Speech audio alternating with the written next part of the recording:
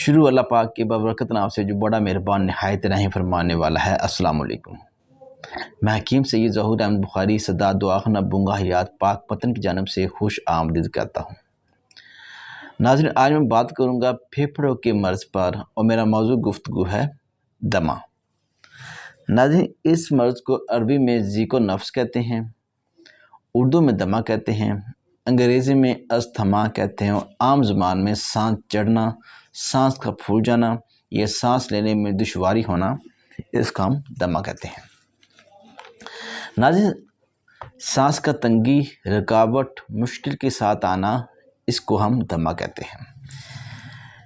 इस मर्ज़ में सांस की नालियों में बलगम जम जाती है और जब बलगम जम जाती है तो सांस लेने में दुश्वारी पेश आती है।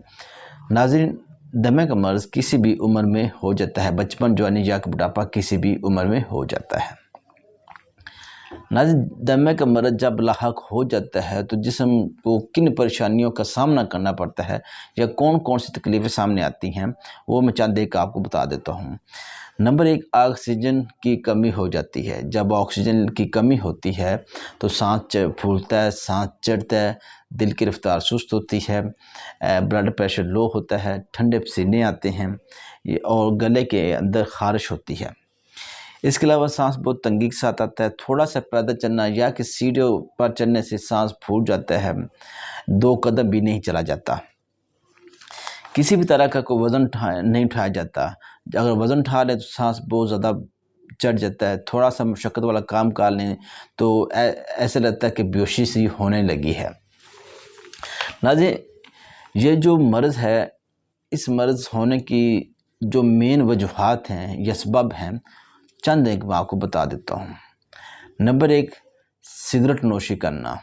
जो लोग सिगरेट ज़्यादा पीते हैं उनके फेफड़ों के अंदर बलगम जम जाती है, जंग लग जाता है, फेफड़े जकड़ जाते हैं, जिसकी वजह से सांस लेने में दुश्वारी होती है। नंबर 2, शराब नोशी का इस्तेमाल करना। नंबर 3, ठंडी चीज़ों का बहुत ज़्यादा इस्तेमाल करना, जिसमें चावल, दही, लस्सी, ठंडा पानी, जूस बोतल का कसरत के साथ इस्तेमाल करना या कोई भी चीज़ खाने के बाद ये ठंडी चीज़ें खा पी लेना दमे का बायस बनती हैं।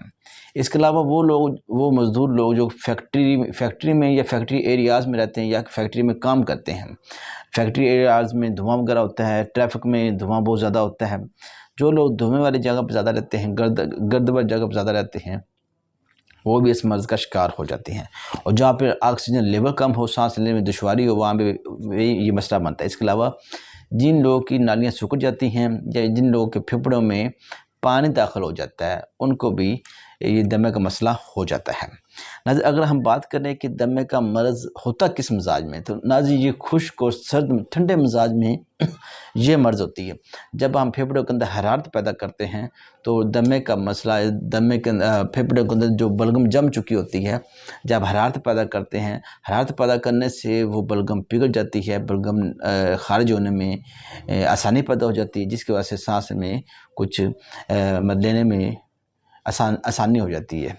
तो नाज़रीन, यहाँ पे मैं आपको एक छोटा सा नुस्खा बता देता हूँ, जिसके इस्तेमाल से आप इंशाअल्लाह इस मर्ज़ से बच सकते हैं।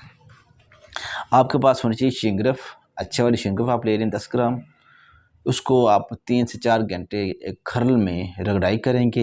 उसके बाद कुश्ता बारहसिंगा आपको मिल जाएगा पंसार स्टोर से और राई सुर्ख मिल जाएगी आपको पंसार स्टोर से।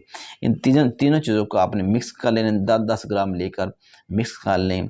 2-3 रत्ती सुबह, 2-3 रत्ती दोपहर, 2-3 रत्ती शाम को नीम गर्म पानी के साथ खाएँ। उसके बाद दालचीनी, लौंग का कहवा पी लें, तो इंशाअल्लाह ताला आपका ये दमे का मसला हल हो जाएगा।